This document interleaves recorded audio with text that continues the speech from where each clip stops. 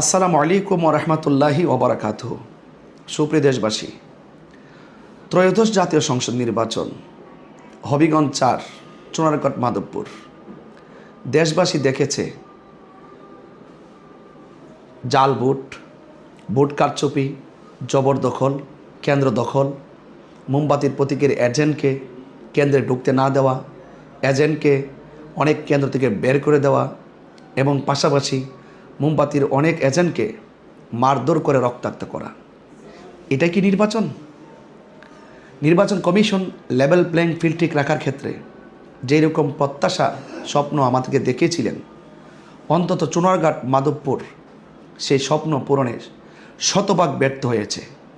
সেখানে ছিল আধিপত্য, দখলদারিত্ব আর পেশি শক্তি।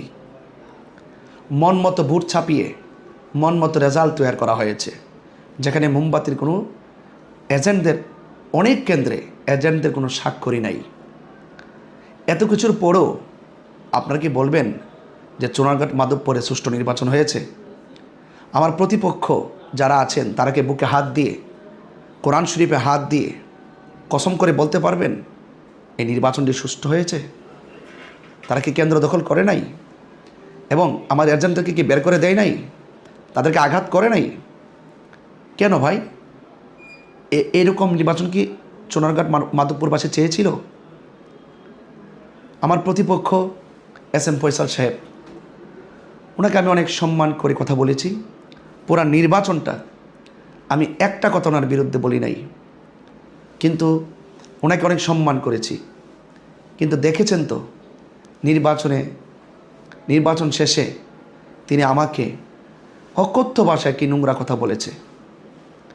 ওনার এই চেহারার অন্তরালে এমন একটি মানসিকতা লুকিয়ে আছে, সেটা আমি কখনো জানতাম না। তো সুতরাং আমি ব্যক্তি অ্যাটাক করতে চাই না।